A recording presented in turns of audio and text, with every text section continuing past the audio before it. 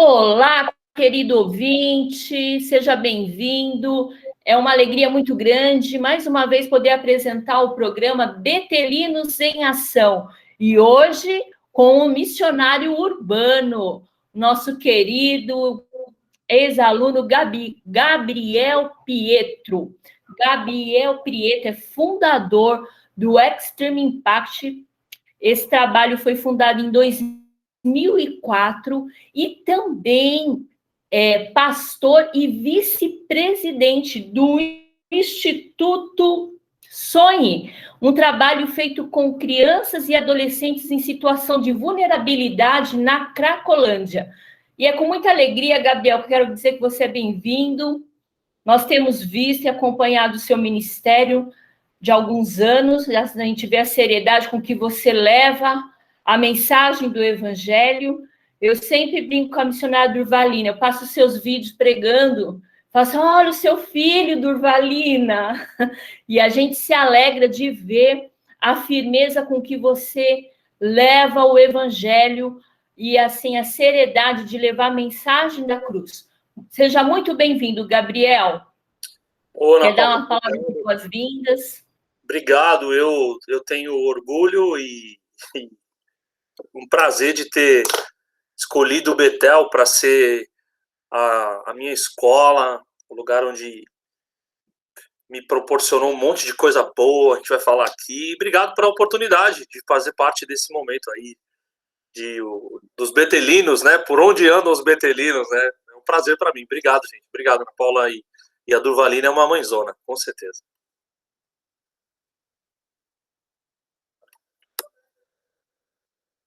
Gabriel, Oi. Eu vou fazer a primeira pergunta, e aí depois a gente vai falando mais sobre o seu trabalho, como foi. Nessas perguntas a gente vai perceber como o Senhor te conduziu, como foi essa transformação, esse desejo, essa paixão que você tem pelo ser humano, por aquele que está distante do Evangelho, né? E a nossa primeira pergunta é: como foi a sua conversão? Minha conversão foi... Eu me converti na Inglaterra. Eu estava 6 anos afundado nas drogas e vivendo um monte de coisa. E numa madrugada, depois de ter tido uma festa na minha casa, eu tive um encontro com Cristo. Assim. Deus me chamou de filho, pediu para eu voltar para o Brasil, que se eu continuasse lá eu ia morrer. E aí, naquela madrugada, em novembro de 2001, eu decidi voltar para São Paulo, voltar para o Brasil e recomeçar a minha vida cristã. Acho que foi isso que ali foi o primeiro passo da minha conversão ao Evangelho de Jesus. Gabriel, da sua conversão até você chegar no seminário, o que te levou ao seminário? Por que você procurou o seminário? Como foi esses passos da fé? Foi assim, em 2002, eu comecei a frequentar a Igreja Batista da Liberdade, a igreja onde eu pastoreei os jovens por 4 anos, e foi a igreja que eu fiquei bastante tempo lá. Eu, recém-chegado, recém-convertido, teve um apelo, teve um culto missionário na igreja, e aí isso foi em 2003, eu tinha 1 ano de convertido, 1 ano no evangelho, 1 ano e pouquinho, e teve um apelo lá na frente, eu fui à frente. O apelo era para quem queria fazer parte da missão de Deus. E aí eu levantei as minhas mãos e fiquei todo feliz. Eu não era casado ainda, não era pai nem nada, e eu fui para frente, chorei muito, me rendi a Cristo ali, Ana Paula. E foi muito interessante, porque a hora que eu cheguei em casa, eu fui contar para minha mãe, né? Eu ainda morava com ela. Falei: mãe, você não sabe, hoje eu me rendi à missão de Deus, Deus me chamou para fazer parte da missão dele, eu quero entregar minha vida para isso, né? E aí minha mãe falou assim: senta aqui na cama que eu vou te contar uma história. Aí ela falou assim: Gabriel, quando você foi apresentado na igreja quando você nasceu, o Espírito Santo me disse que você seria um missionário. E hoje, 22 anos depois, se cumpre a palavra de Deus na sua vida. Eu falei, nossa, mãe, eu chorando, e ela também, né? Eu falei, por que a senhora nunca me falou isso, né? Minha mãe não foi daquelas mães que punha o dedinho assim e falava, você vai ser não sei o quê, né? Então, e foi muito bonito, assim. Aí eu fui fazer uma escola de Jocum, de missões urbanas, foi meu primeiro contato. E aí, em seguida, cara, entre a faculdade que a instituição que eu estava na época dirigia e o Betel, eu fui conversar com o pastor e falei assim, cara, pastor, a minha vocação é missionária, eu não vou ser um grande teólogo que vai conferencista, eu gosto de vulnerável, eu gosto de estar com aqueles que ninguém quer estar e tal. E a minha vocação é muito mais missionária do que acadêmica e tal, né? Embora a academia seja importante também, né? Do que seguir uma carreira acadêmica. E aí eu falei, olha, eu tenho um desejo desse aqui, do Betel brasileiro e tal. Aí ele falou assim, olha, eu conheço a Durvalina e eu abençoo você para estar no Betel. E foi assim que eu cheguei no Betel brasileiro, lá na São Bento. E foi assim que eu cheguei lá no Betel. Bom, esse sorriso diz que tem saudades. Eu tenho. Foi um tempo bom, né, Gabriel? Eu fiz amigos, eu fiz alguns que eu até hoje ando junto. Cid Jefferson, Dorival, são pessoas que... Lucas, hoje com o Lucas, o Homero, gente que eu encontro no campo, sabe? E que nasceram parcerias mesmo. A gente abençoa muito o Ismael e a Fanny, que estavam com o Homero lá bastante tempo na Jordânia, enfim. Alguns relacionamentos eles perduram até hoje, ou seja, mais de 10 anos depois. Maravilha. Bom, e falando de seminário, de preparo, qual que é a importância de se preparar para o ministério? Ele é fundamental. Eu acho que se eu não tivesse me preparado teologicamente, se eu não tivesse preparado, eu não teria suportado todas as dores que o ministério nos oferece, né? E o privilégio de passar por aflições e tribulações por causa do evangelho, né? Eu acho que eu não teria, principalmente por ser, hoje não mais tão jovenzinho, né? Mas na época do seminário, com 23, 24 anos, você folcloriza muito a vida missionária, né? E aí, enfim, como quando entrei no Betel, eu já tinha uma caminhadinha bem no começo de evangelização de rua. Meu primeiro ministério foi trabalhar com homens e mulheres em situação de rua aqui no centro e tal. E eu acho que eu não teria suportado e não teria amado ao mesmo tempo o Senhor, sabe? Porque você vai descobrindo que os resultados são diferentes de um evangelismo de impacto, você vai entendendo a importância não somente da imediata de anunciar o evangelho, mas você ajudar na transformação da realidade da pessoa e você de fato experimentar um discipulado. Eu acho que eu não teria suportado todo esse processo de tempo que às vezes quando a gente não se prepara a gente desiste, né? Muito fácil, porque eu entendo que até baseado na vida de Paulo lá em Atos 27, a gente vai ser muito forjado e vamos ter que aprender a lidar com as tragédias e os milagres do ministério, sabe? E eu acho que eu afirmo que a preparação é fundamental, porque senão nós não damos conta, nós não somos super-heróis. Nós conhecemos o herói Cristo, e tudo que a gente precisa saber está ali na palavra, e, enfim.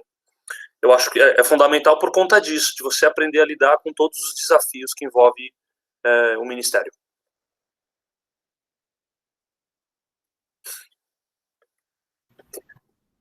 O que é fundamental, o que é importante para um obreiro se manter perseverante? O que é de suma importância para a vida de um obreiro? Paulo vai dizer isso para Timóteo, né? aprovado, procura te apresentar aprovado, que maneja bem a palavra da verdade. Eu acho que assim, é você ter uma vida devocional, não porque você vai pregar, é você ter uma vida devocional porque você ama Jesus, e quem ama Jesus ama a palavra dele. Eu acho que o que é fundamental é a palavra, o que é fundamental é uma vida de oração, o que é fundamental é você ser vulnerável à palavra, para você também não se tornar um ativista da fé, um religioso, que conhece a letra, mas no coração está distante. Eu acho que é fundamental também você ter parceiros para que a caminhada sozinha, ela vai te levar a um beco sem saída, então você encontra missionários e missionárias que acabam desistindo, abandonando, porque por conta de uma caminhada sozinha. Eu acho que também que é fundamental, Ana Paula, é você ter o respaldo da sua igreja local, porque a sua igreja local ajuda você a preservar seu coração, alguém com quem você tenha dar satisfação, alguém com quem você tem que ter relacionamento, alguém que saiba um pouco das suas alegrias e lágrimas. Eu acho que é fundamental você ter tempo também de descanso. Hoje eu sou hiperativo, né? Eu, enfim, sempre fui assim e gosto muito de estar no campo, gosto muito. Agora, é importante também você encontrar momentos de descanso. Eu não entendia isso. Hoje eu consigo falar um pouco com mais naturalidade. Mas acho fundamental você também ter um tempo para descansar sua mente e teu coração. Mas acho que é isso. Palavra, oração, vida devocional, relacionamento, satisfação, confissão. Acho que essas coisas, elas permeiam, descanso também, elas permeiam a nossa vida e faz a gente permanecer, né? E você entender que, acho que por último, né, você perguntou sobre o que faz a gente ser resiliente, perseverante. Eu acho que você entender que a missão não é tua, é aquilo que Deus quer fazer na Terra através da sua vida, né? Eu acho que isso, de alguma forma, também é bem importante, porque senão a gente se auto-idolatra, a gente acaba assentando no trono e querendo reinar. Ótimo. E você falou uma coisa que é muito importante, né? A gente não ficar atrás de resultados, né?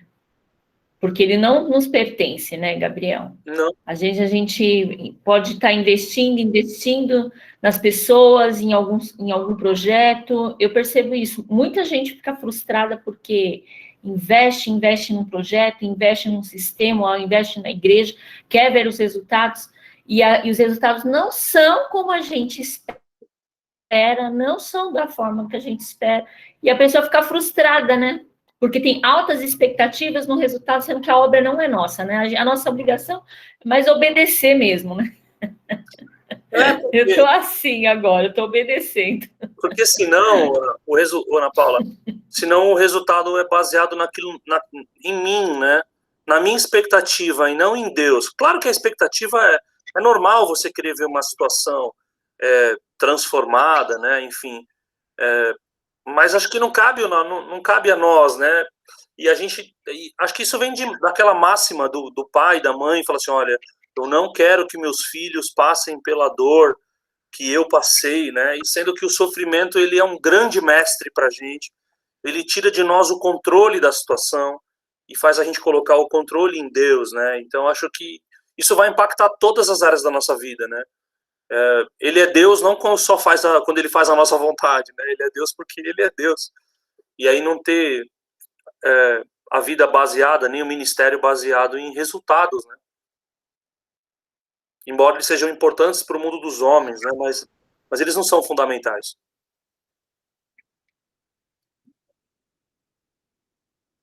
Muito bom, Gabriel. Gostei muito disso. Porque assim, falando a Sana aqui para mim, eu fiquei pensando, né?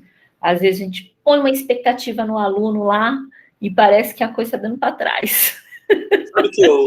Fala, meu Deus, tá dando para trás. Uma coisa legal, que assim, eu era da minha sala, eu não tenho nenhum problema em falar isso, eu já falei com a Durvalina, ela me levou para falar no evento do Betel em João Pessoa, e aí eu encontrei com ela no corredor assim, rápido, a gente conversou uns 10, 15 minutos, na verdade ela entrou na minha aula, ela entrou, né? Eu tava falando sobre empreendedorismo na missão. E aí ela entrou e falou assim: que alegria ver que você encontrou seu lugar na missão, né? Coisa boa. É muito legal porque eu, na minha sala mesmo, eu sou um improvável, tenho certeza absoluta disso. Por conta do meu jeito, por conta do meu estilo, sei lá, eu me desprendi bastante da religião, assim, sabe? E acho que isso agregou bastante coisa na minha vida, assim. E não estou falando de uso e costume, não. Eu acho que eu fui conhecer a graça de Deus no meio do seminário, sabe? Já tinha uns 5 ou 6 anos de igreja, mas a graça de Deus, eu acho que eu conheci, sei lá, 2006, 2007. Foi quando eu comecei a entender, eu acho que o evangelho de verdade, apesar de ter sido criado numa igreja, né, de um sistema que é meritocrata, sistema que, enfim, é político também, e favorece um e desfavorece outros. Eu, quando cheguei na igreja, eu olhava e falava, meu Deus, eu não canto no coral, né?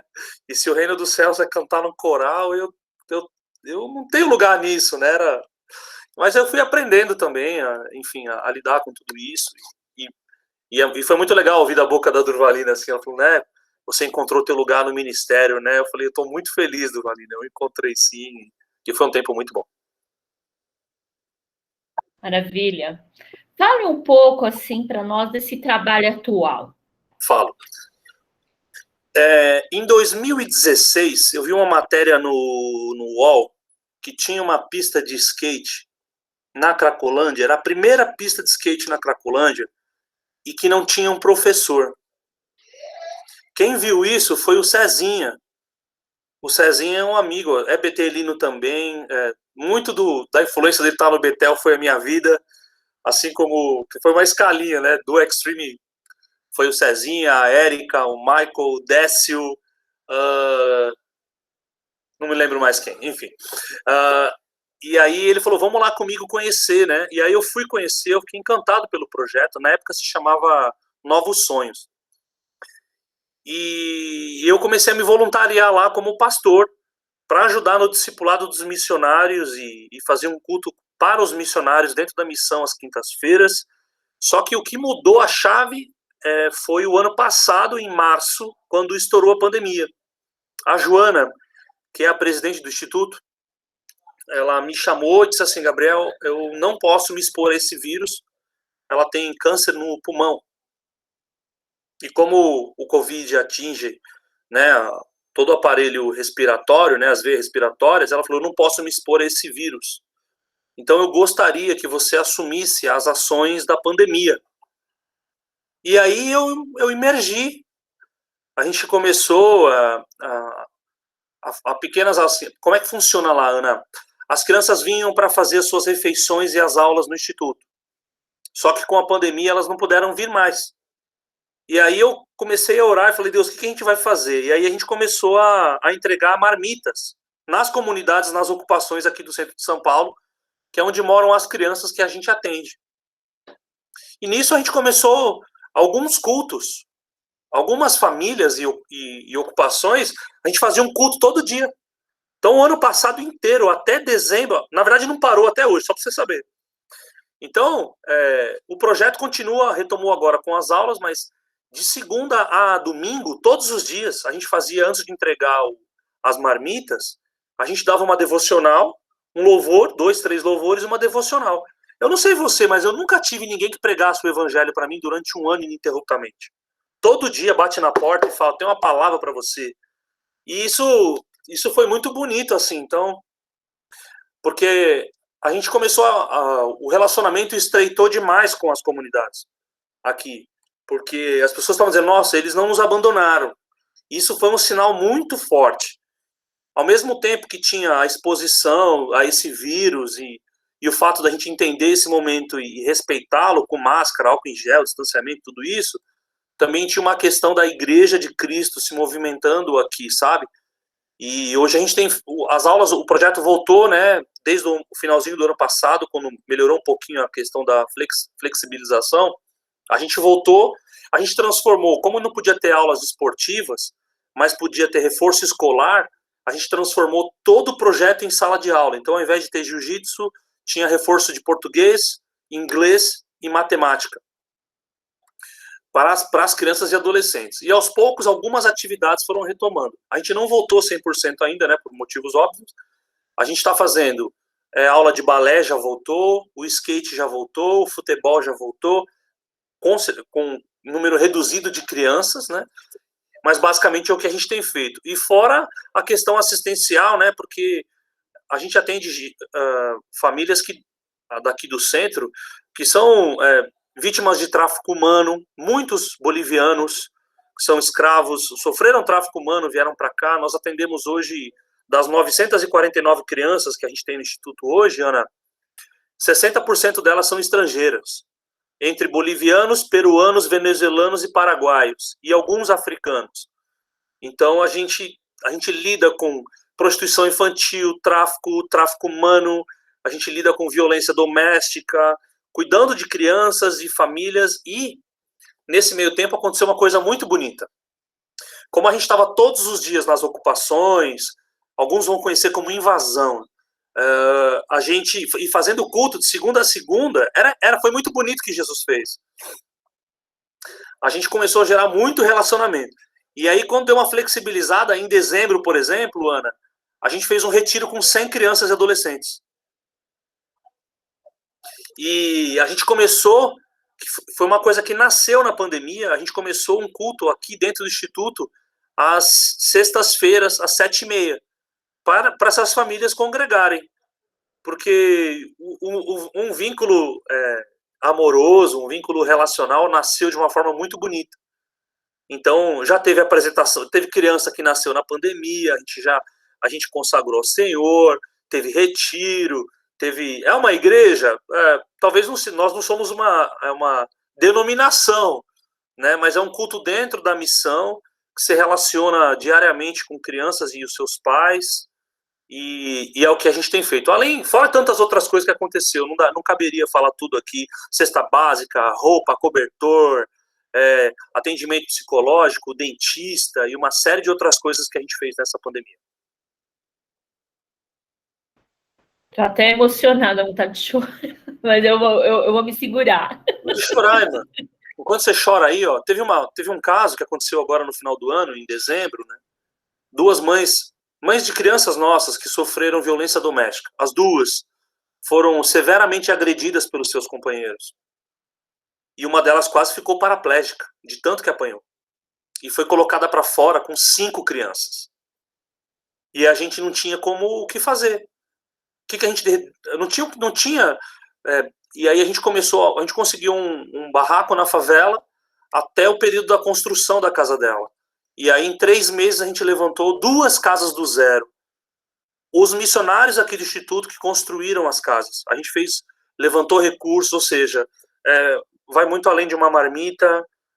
É o evangelho abraçando todas as áreas do indivíduo, sabe? Isso me deu um gás na minha fé, minha irmã.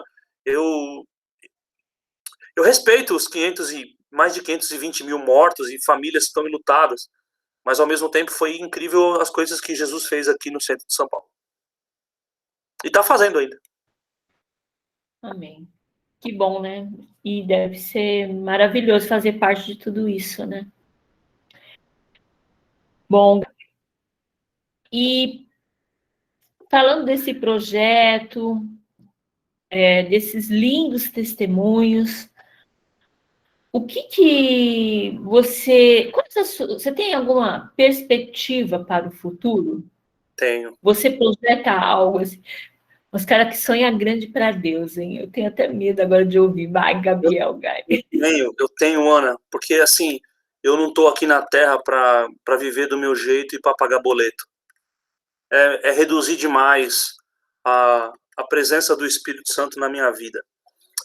Nesse meio tempo, né, eu não falei, mas eu sou um empreendedor e social, eu tenho um restaurante que gera recursos para a missão e me mantém hoje, o motivo de eu estar na obra também, fazendo parte disso.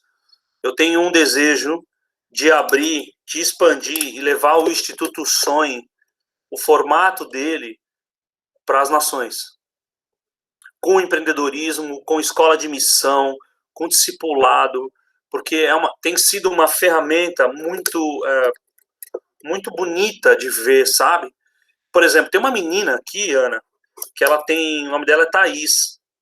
A Thaís começou aqui no Instituto com 9 anos, hoje ela tem 19. E ela é uma menina que morava nessas ocupações, que são casas de pau, que não tem banheiro é coletivo. E a Thaís hoje, ela se formou em balé pela Royal, que é uma escola, é um certificado em inglês, que ela pode dar aula no mundo todo, e ela é professora no Instituto hoje. Então, o que a gente tem visto? Que depois de 11 anos de Instituto Sonho na Cracolândia, a gente está, que entrou criança e estão saindo jovens, a ideia é que esses jovens saiam por aí contando as suas histórias pela terra, e aí a gente implantar o Instituto Sonho em tudo que é lugar. E a minha veia empreendedora, que eu nunca imaginei, faz 8 anos que eu tenho um restaurante, se chama Holy Burger, o Holy ser o empreendimento por trás dessas missões, para gerar emprego, para gerar recurso, para gerar dignidade, justiça social, oportunidade para quem não vai ter uma escola, né? Não vai ter. Então, acho que as minhas perspectivas de futuro são essas. Eu estou indo agora dia 24, daqui 11 dias, não sei quando vai ao ar esse vídeo, 24 de junho a gente vai para o Sertão, que a gente já tem um Instituto Sonho no Sertão. Mas eu tenho vontade de ir para Moçambique, eu tive em Moçambique em 2019 e 2020 2 vezes. Eu tenho vontade de abrir uma padaria lá para gerar recursos para eles. Enfim, eu tenho uma cabeça de menino ainda, isso é muito bom. Eu ainda sonho com a expansão do evangelho através dos negócios, através de escolas, através de educação. Acho que as minhas perspectivas têm a ver com isso. Lindas. Gabriel, que conselho você daria para aqueles que estão entendendo que deve se preparar num seminário, se preparar para a obra de Deus? Que conselho você daria? Aqueles que estão querendo chegar, querendo se doar. Se só pode um conselho... Não, pode falar o que está no seu coração. Cara, eu diria que o seminário é fundamental. Eu, Gabriel, hoje lidero uns 33 missionários. Eu jamais enviaria para o campo, seja ele cultural, transcultural, eu jamais enviaria alguém para o campo sem ter um básico de missões. Por conta dos desafios que é uma vida missionária e que envolvem várias áreas, as emocionais, as espirituais, as administrativas, que são importantes. Eu diria, o meu conselho seria, o quanto maior o número de ferramentas e dons que você puder levar contigo, aperfeiçoados, eles vão ser fundamentais para a tua vida na missão, a tua vida missionária, né? Durante a minha juventude, já faz o quê? Faz quase 20 anos que eu tenho de missão. Eu ouvi uma questão de você ser vocacionado, bivocacionado, é quando você vai ter duas. Eu acho que hoje, pelo advento da internet e a democratização da informação, eu acho que hoje a gente é meio polivocacionado. Eu acho que nós temos habilidades para fazer algumas coisas, mas com certeza acho que a gente não pode esquecer de que a missão é de Deus. E o meu conselho é você tentar lembrar de como foi o ministério de todos aqueles que te inspiraram, né? Não sei se você é aluno que está ouvindo esse vídeo aqui agora, mas Paulo, Pedro, todos eles, até de repente mais contemporâneos seus, de você entender o quanto é fundamental você estar preparado para os dias trágicos no campo missionário, né? Os dias onde você tem que lidar com questões que ferem você, que ferem uma criança, sei lá, eu lido hoje, Ana, com crianças mães que às vezes perdem seus filhos de overdose de cocaína, a mãe é usuária de cocaína, aí o filho acha a cocaína dentro de casa, e aí ele inala, ele põe na boca, porque ele é uma criança, um bebê, e aí ele tem uma parada respiratória e morre. Como que eu suporto isso, né? Da onde eu tiro recursos para suportar esse tipo de de tragédia no campo missionário que a gente enfrenta, né? E com certeza a gente entender o amor de Deus por nós e também devolver isso através dos frutos que a gente produz ministerialmente. Acho que o meu conselho seria, cara, busque imitar Cristo. Acho que quando você, eu não sei se você já teve Ana, num país muçulmano, eu tive em alguns já. Eu tive na Indonésia, por exemplo. Os missionários que estão lá, eles não oram pedindo para que a perseguição acabe. Ora aí que eu quero ser menos perseguido. Eles pedem assim, ora por mim para que eu não desista. Mesmo no mundo árabe também, orem para que eu não desista, porque perseguido eu sei que eu vou ser.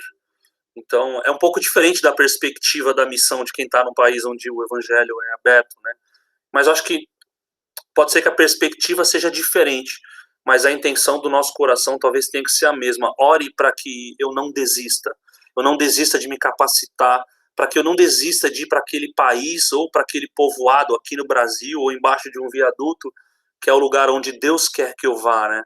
Eu acho que se Deus quer que eu vá para um lugar, o melhor lugar para estar é ali onde Ele quer que eu esteja, né? E não a minha vontade. Ele não é só Deus quando Ele realiza a minha vontade, né? Ele é Deus quando Ele realiza a dele.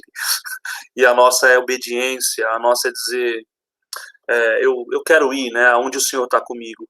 Acho que o Juliano Som fala isso numa canção, né? Ele fala que ele prefere estar com Deus no meio da tempestade do que fora da tempestade sem Deus, né? Eu acho que é isso, assim, esse acho que é o conselho que eu daria, para que dia após dia a nossa fé seja renovada no Senhor, para que a gente obedeça a ponto de custar a nossa própria vida. E eu acho que tem um pouco a ver com o que Jesus fala também, quando ele vai comissionar, o pastor fala, viu, Ana? Quando Jesus ele olha para os discípulos e fala assim, ó, quem quiser vir após mim, negue-se a si mesmo, tome a sua cruz e me siga. Eu acho que seria o conselho mesmo, que você saiba que haverá negativa, ou seja, me negar é me tornar cego, né? Negue-se a si mesmo ali, me lembro muito das aulas do Marcos Almeida, um dos professores que marcou a minha vida no Betel.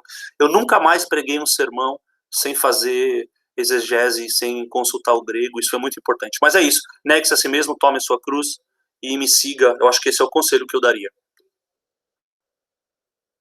Gabriel, para aqueles que estão saindo, não sei se você já colocou nesse arranjo todo de perseverança, né?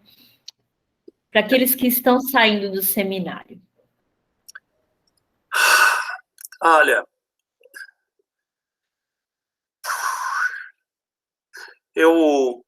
que você não se esqueça por que você foi. O que te levou ao seminário? Eu acho que é isso que vai permitir ou possibilitar um caminho para você não pegar um canudo e colocar na gaveta ou na parede e dizer eu sou formado para, ou sou formado no Betel brasileiro, mas entendendo eu sou formado para quê, né? Por que você investiu esses 4 anos? E que você se preocupe em agradar o Senhor com a tua vida em tudo que você fizer. Se você vai ficar o famoso tempo integral na igreja, ou parcial, ou para onde você vai, mas que você se lembre aquilo que te levou ao seminário, para que essa decisão, essa obediência, ela não seja emocional, ela seja racional mesmo, e você leve isso que o Espírito Santo possa potencializar isso na tua vida, para que você experimente a beleza de uma vida com propósito, de uma vida ministerial, uma vida que valeu a pena viver para Jesus. Acho que essa seria a minha recomendação. Estamos no final das nossas perguntas, Gabriel. Eu queria saber se houve alguma pergunta que eu não fiz e uma resposta que você queria dar. Acho que não. Acho que eu sou prolixo, né? Eu falo bastante. Acho que foi muito bom ver, saber que a missão do Betel continua através da vida de vocês. Eu sou muito grato a essa casa. Eu tive aula com o Russell Shedd no Betel.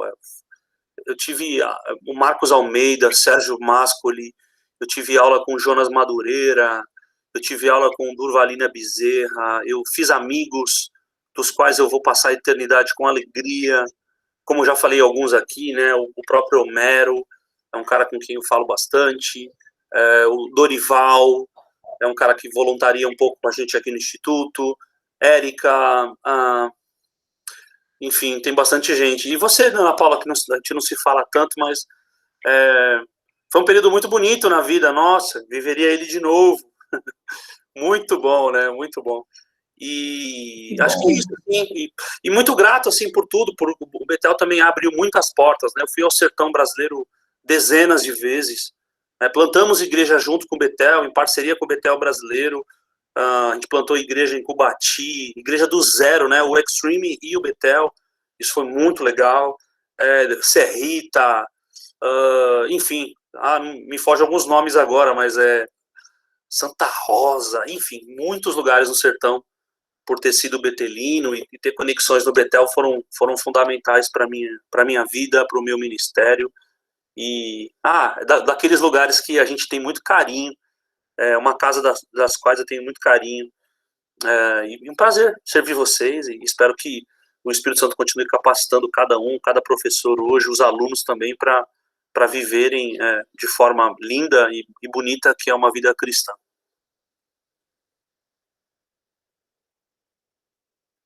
Bom, nós tivemos esse período com Gabriel Pietro, né? Ele hoje é pastor e vice-presidente do Instituto Sonhe, na Cristolândia, foi o fundador, em 2004, do projeto Extreme Impact, e ele é betelino, gente que faz diferença no reino de Deus. E a nossa alegria de poder estar com você, Gabriel, muito obrigada pela sua participação, sua disposição.